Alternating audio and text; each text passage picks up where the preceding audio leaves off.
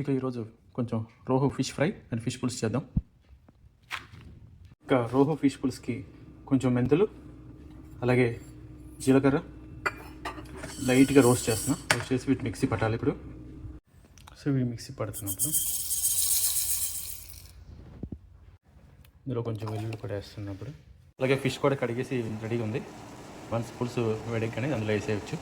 So చేపల పులుసుకి first కొంచెం oil వేడెక్కింది, బాగా వేడెక్కింది కదా. పచ్చిమిర్చి, కరివేపాకు, కొంచెం ఆనియన్, ఇందులో కొంచెం పసుపు, సాల్ట్ కూడా వేస్తాను. సో ఆనియన్స్ బాగా ఫ్రై అయ్యి ఇందులో కొంచెం టమాటా ప్యూరీ.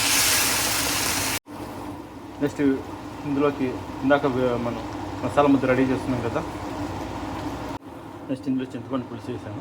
ఇది బాగా మరిగితే ఇందులో ఫిష్ ముక్కలు వేసేయవచ్చు. సో పులుసు బాగా మరిగింది. దీన్ని లో ఫ్లేమ్లో పెడుతున్నాను. లో ఫ్లేమ్లో పెట్టి ఒక 20 minutes వరకు ఫిష్ ముక్కలు ఉడికిద్దాం. ఎందుకంటే ఇవి కొంచెం థిక్గా ఉన్నాయి, మందంగా ఉన్నాయి ముక్కలు, కొంచెం ఎక్కువ టైం పట్టేలా ఉంది.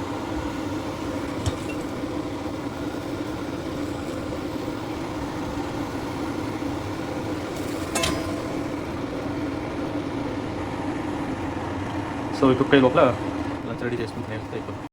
ఫైనల్లీ రోహు ఫిష్ పులుసు రెడీ. సో ఈరోజు దప్పలం చేస్తున్నాను. ఇది ఎల్లో గుమ్మడికాయ, స్వీట్గా ఉంటుంది. ఇది దోసకాయ.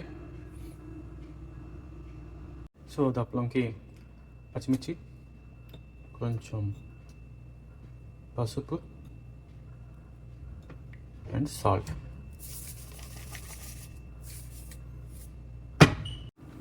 సో ఇప్పుడు దప్పలంలోకి మనం కారం రెడీ చేసుకుందాం. ముందుగా కొంచెం మెంతులు వేసుకొని ఫ్రై చేసాను. కొంచెం ఫ్రై అయ్యాక జీలకర్ర,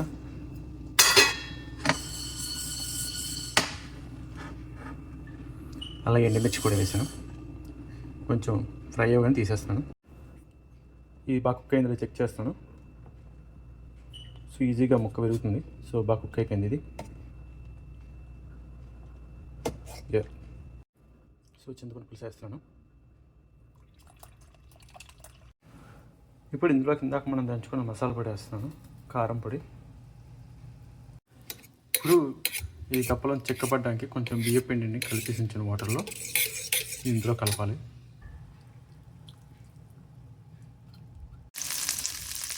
సో తాలింపుకి రెడీ చేస్తున్నాను.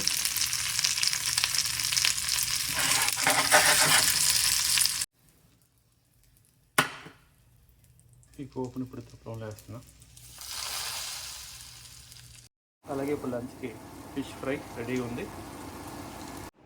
Finally lunch ready. Fish fry, omelette, rice, carrot and దప్పలం, గ్రీన్ టీ.